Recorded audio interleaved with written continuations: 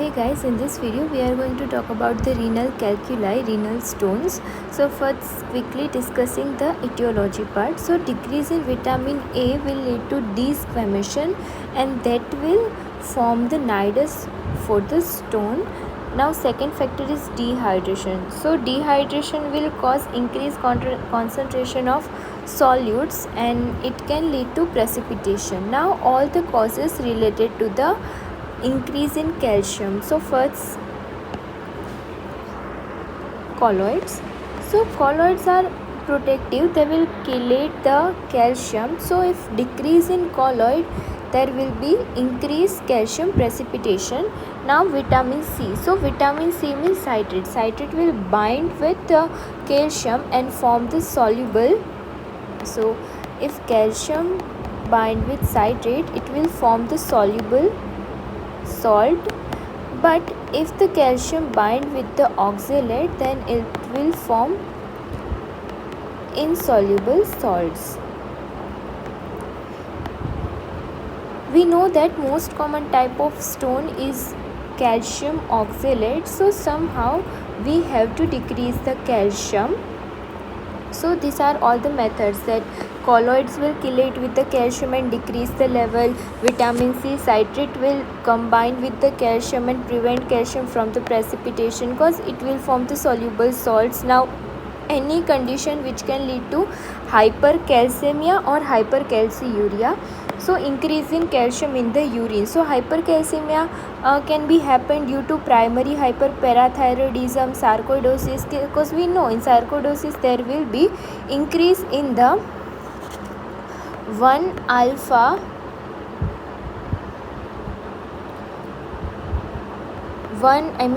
hydroxy cholecalciferol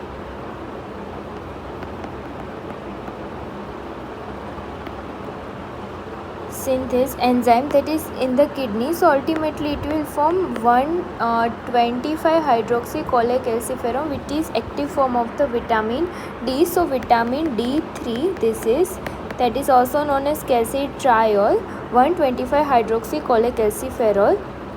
Now any increase in the intake of calcium, so either we are taking vitamin D supplements too much or increased calcium in the diet or milk alkali syndrome, and the prolonged immobilization will cause bone degradation, and that's why increased calcium in the blood. So skeletal decalcification will happen and it will lead to calciuria. So hyperparathyroidism, sarcoidosis, prolonged immobilization and increased intake means milk alkali syndrome, increased calcium, vitamin D intake, this all will lead to the hypercalcemia and it will ultimately lead to hypercalciuria. So increased calcium in the urine also. Now hypercalciuria, so idiopathic calcium urolithiasis and renal tubular acidosis type 1. In type 1 renal acidosis, we know that there will be increased calcium in the blood and that's why it will lead to stone formation. So this was about the mainly the calcium salts, hypercalcemia, hypercalciuria, decreased vitamin C and colloids. Now about various other types of stones. So if there is cystinuria, means there will be deficiency of transporter of this coal, means cystine, O means ornithine, A means arginine and L means lysine. So there will be defective transporter. These are basically the basic amino acids and this cystine. So it will lead to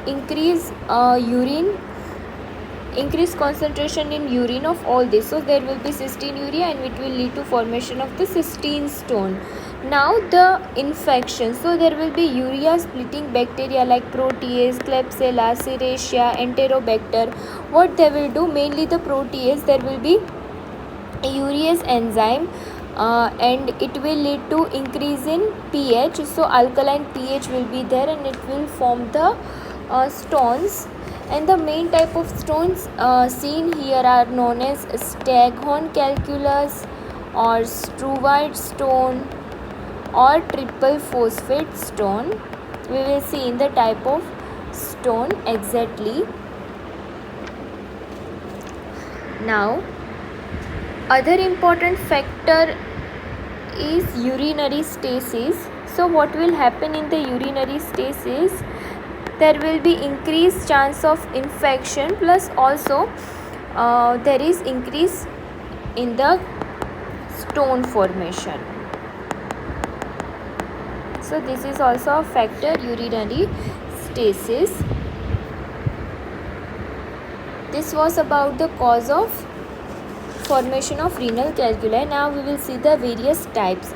So first let's start with the calcium stone, because calcium stone are the most common type of stone, and there are various type of calcium stone. As you can see here, that calcium oxalate, the most common type, it has mainly two type, calcium oxalate monohydrate and calcium oxalate dihydrate. So if it is a monohydrate, it will form dumbbell shaped, and this is a dihydrate, so envelope shaped. Dumbbell shape will look like this, as about the dumbbell. So this calcium oxalate monohydrate, calcium oxalate dihydrate, monohydrate will be of dumbbell shaped and dihydrate will be of enveloped shaped. Now they are very hard stone actually. So this monohydrate is actually the hard stone. Now the second calcium. So second is calcium carbonate. As you can see, they are mainly round, as you can see, or double ring type like this. Now the third type of calcium, that is calcium phosphate stone. This is calcium monohydrate, as you can see the dumbbell shape. Now the calcium phosphate. So calcium phosphate,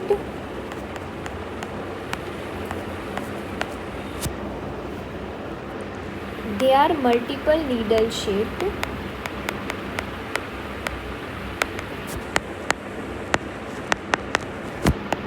One correlation that I wanna tell you is that you have seen that the gout and the pseudo gout. So gout is due to increase in uric acid. So uric acid will be deposited into the joint cavity, means synovial cavity, and that's why this uric acid precipitation will be there and it will lead to the gout.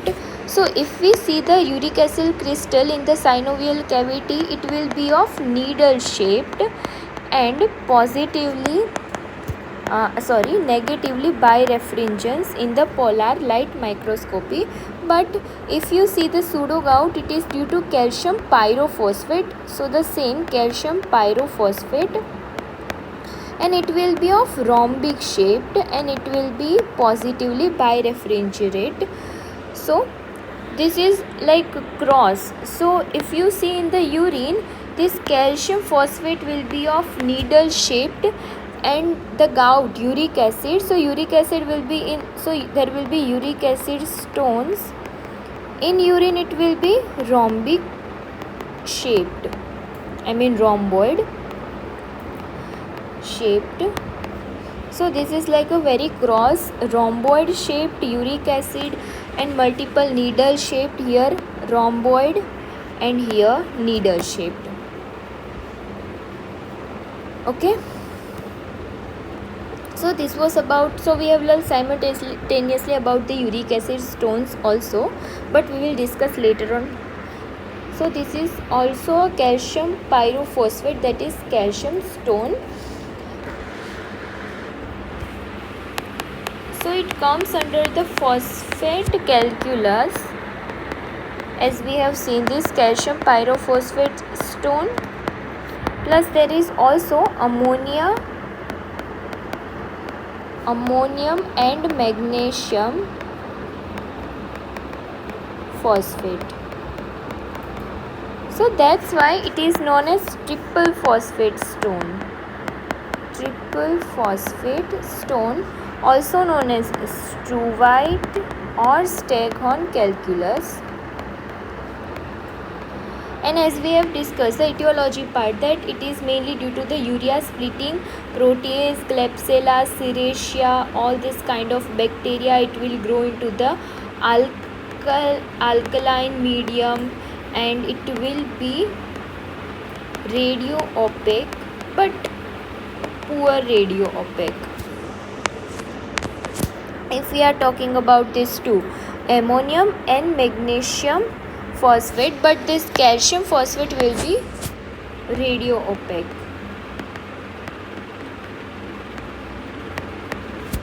And it can be silent for the years, and that why it will lead to this Staghorn calculus. So we haven't discussed about the urinary pH here in the calcium oxalate type, but it will definitely grow into the acidic urine. And this calcium phosphate along with other phosphate stone, it will grow into the alkaline urine.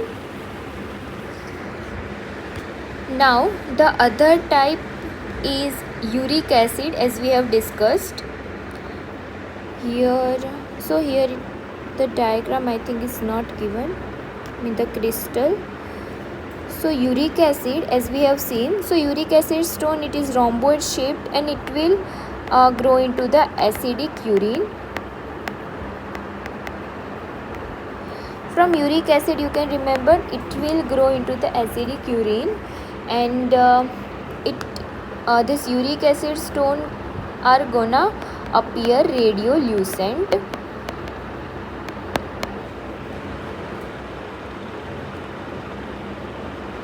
So one trick that about the radiolucent stones,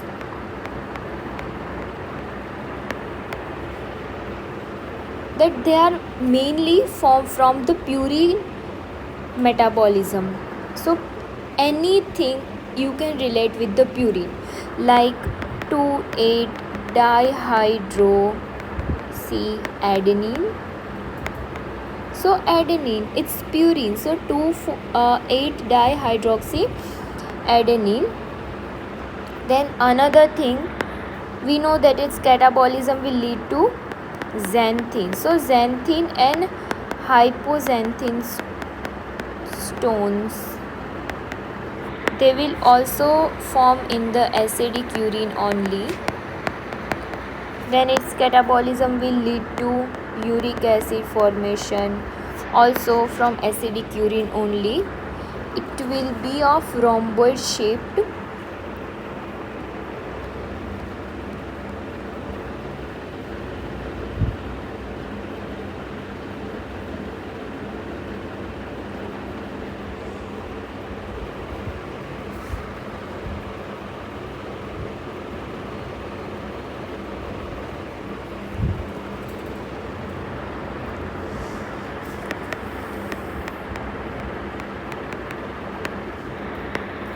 Then remaining is so uric acid, xanthine, hypoxanthine, 2,8-dihydroxyadenine, and also ammonium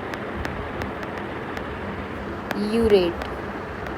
So ammonium urate with uric acid only, and it is mainly of apple thorn shaped and mainly formed by the laxative abuse.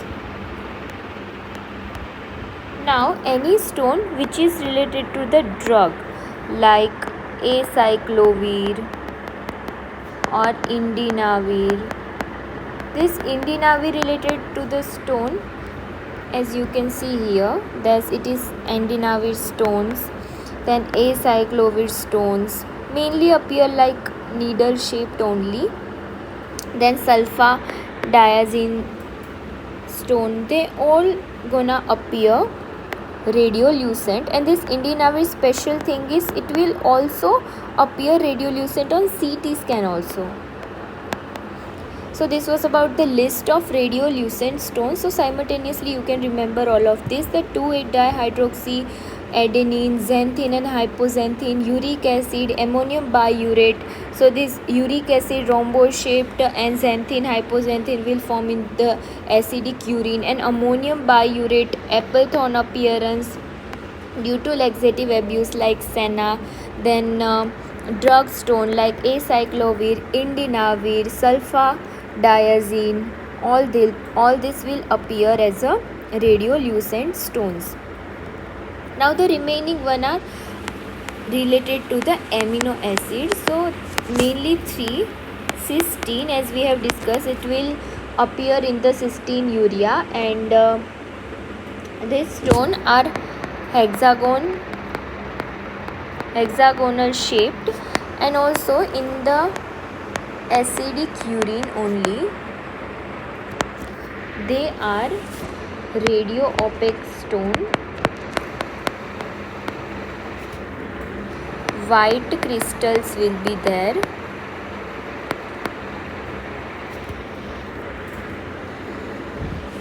And also seen in the congenital error of metabolism.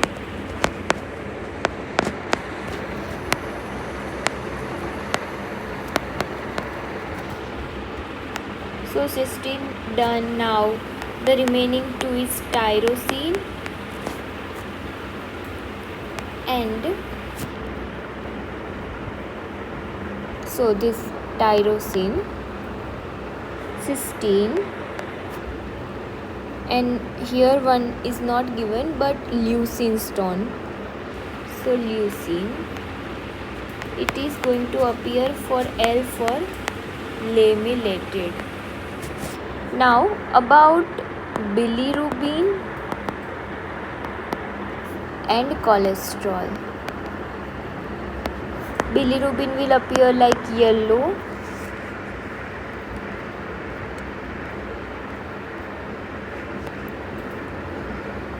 So here cholesterol stone will be like this.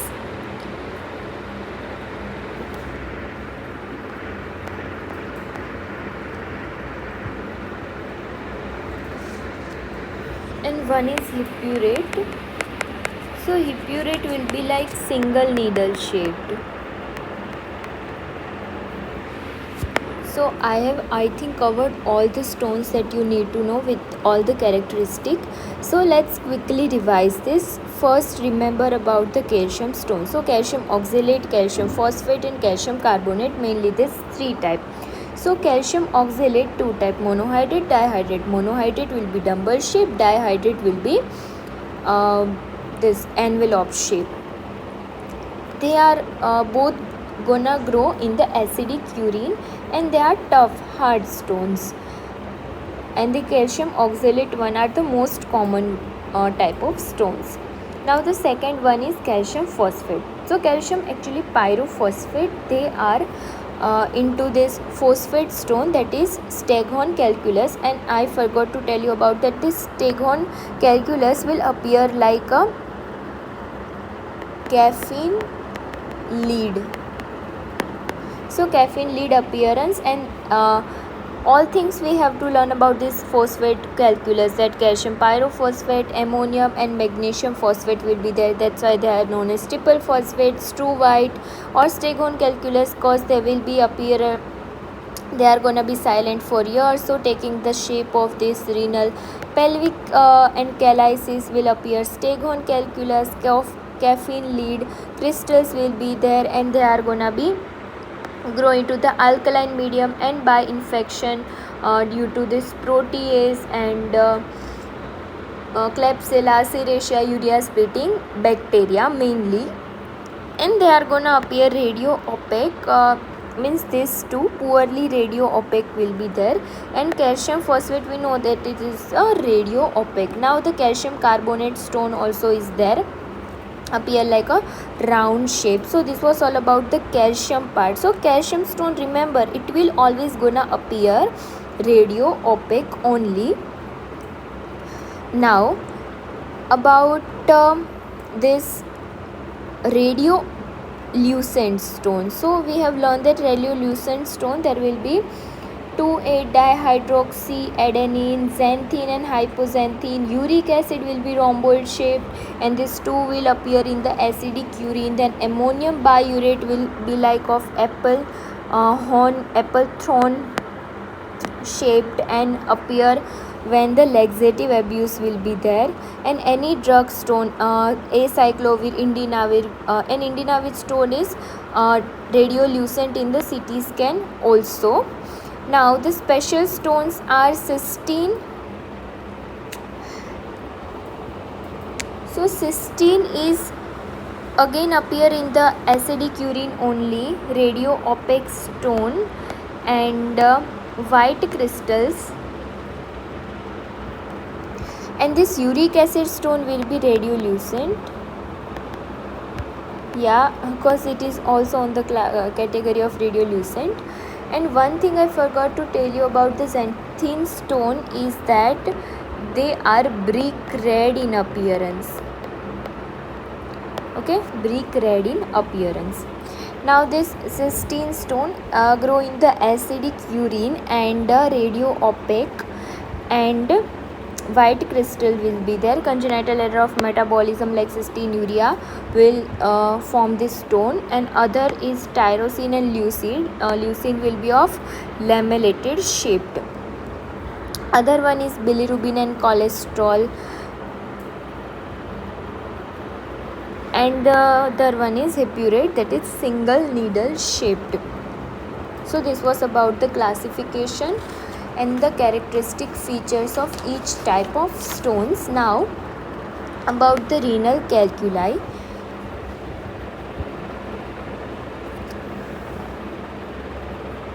So the sign and symptom mainly, it is gonna be pain and hematuria. It is as obvious as it gets. So hematuria plus pyuria. Now investigation, we know that renal stones mainly are radio opaque and some are radiolucent, but for all of this you can do NCCT. You can also do X-ray KUB if CT is not available, or do IVP also. Now the renal calculi treatment part, that is the most important thing.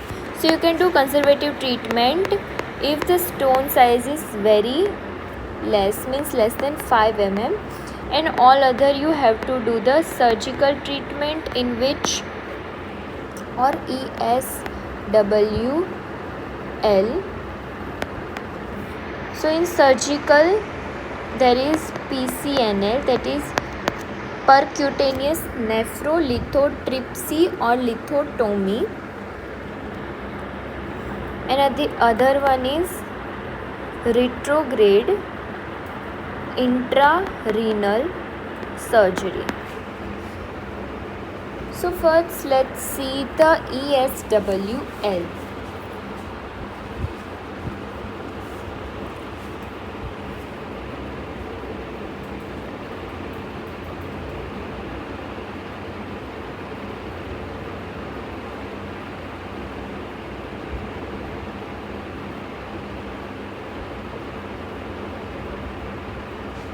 So ESWL is an extracorporeal shock wave lithotripsy, in which we are going to give the patient the shock waves.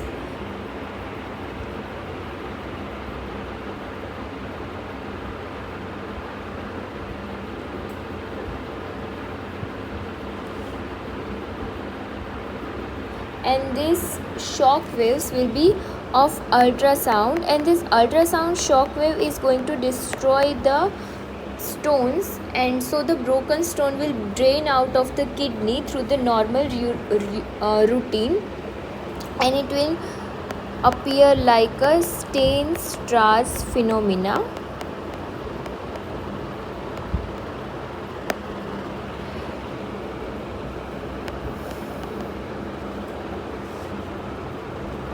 So this is mainly the principle, that how this technique is going to work.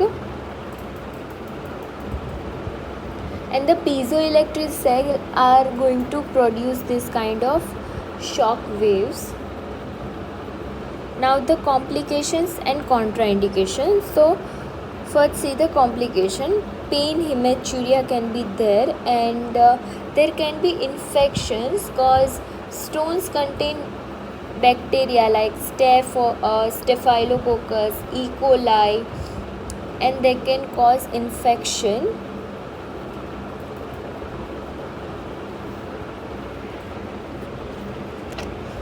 For this phenomena, we are going to use the double J stent for the protection.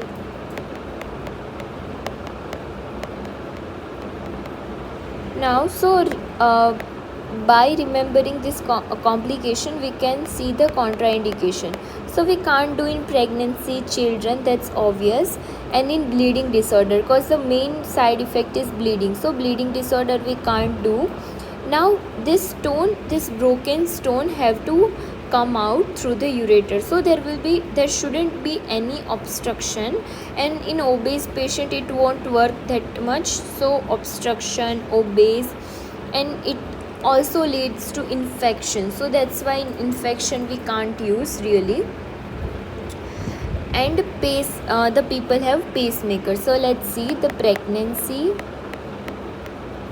then children, then bleeding disorder, because it is gonna it is gonna cause the bleeding. Then in infection, because infection will be spread, and the patient contain pacemaker, in which patient it won't work. So any obstruction and obese patient, so we are not gonna do this. And remember, for the main condition is less than 2 centimeter sign, and it should be soft stones. So hard stone like calcium oxalate monohydrate, and cystine and brucite stone are also hard ones, so we can't do this. So hard stones like cystine, brucite, and calcium oxalate monohydrate. Now about the retrograde intrarenal surgery. So this surgery is mainly done for the patient who have stone size less than 2 centimeter only, because what we are gonna do, we are gonna access through the retrograde, means through the urethra. So we are going to go from urethra, urinary bladder, and ureter, and then renal, and we are gonna use the flexible ureterorenoscope, and which have very thin and flexible fibers, and this will allow the access to the kidney, and the laser technology will break down this stone. So energy sources for stone fragmentation. So we are gonna use this for less than 2 centimeter for the lower pole calculi. And remember, this ESW will work only for the upper pole, because the stone fragment have to come out. So if it is a lower pole, it will going to accumulate there only, it can't come out. So lower pole calculi we can use this RS less than 2 centimeter.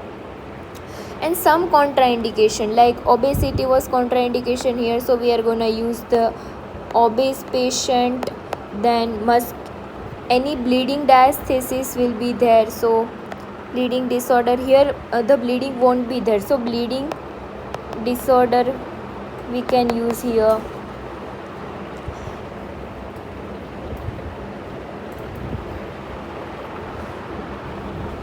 Any kidney deformity in which you really can't do this PCNL, we can also do RIRS like horseshoe kidney or pelvic kidney, or there is musculoskeletal deformity like kyphoscoliosis. Now about the PCNL. So in PCNL, renal stone will be taken up by creating a tract between skin and pelvic calyceal system. In prone position we will do this, and it is a most common surgery done in the world. So you can see how much common is the renal calculi. So most common surgery done in the world is this.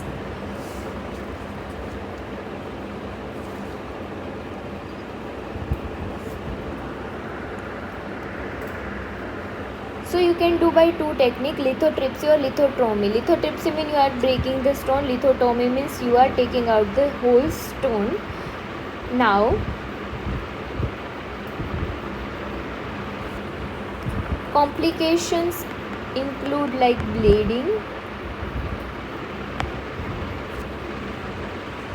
and means hemorrhage, injury to colon or duodenum, and extravasation of saline. So now contraindication will be like pregnancy, infection like untreated UTI, then bleeding, diastasis, or patient is in current anticoagulation.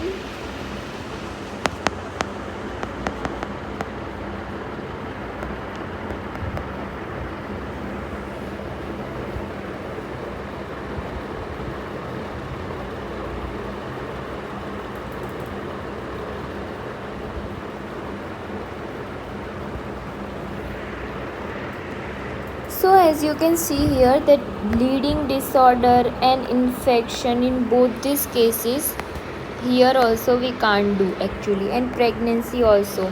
So pregnancy, untreated UTI, bleeding disorder, that's why bleeding disorder we are mainly gonna do RIRS.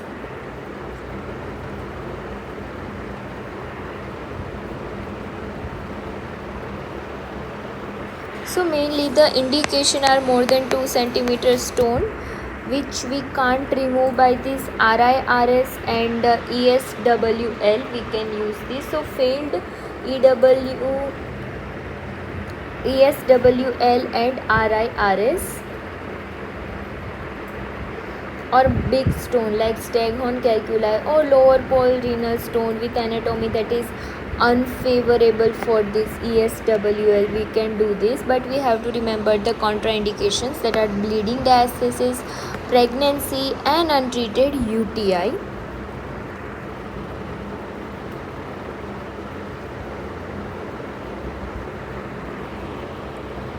How we can prevent the recurrence of renal calculi?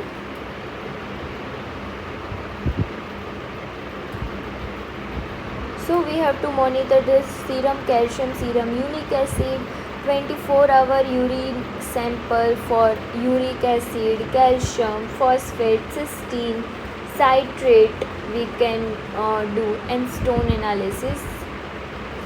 So for the prevention part,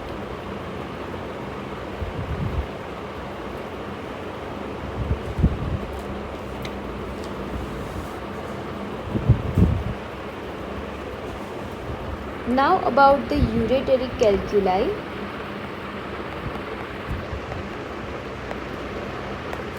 So the clinical feature will be slightly different. There will be ureteric colic type of pain and strangury. What is strangury? So pain will be severe at the end part of voiding associated with straining plus drop of bleeding.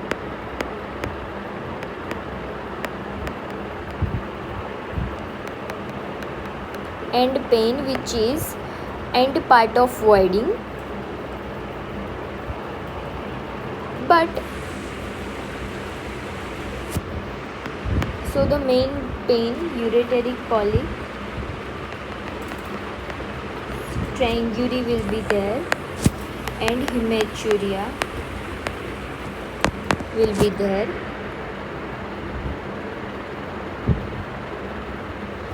But if there is impaction, then the pain will be dull aching and continuous.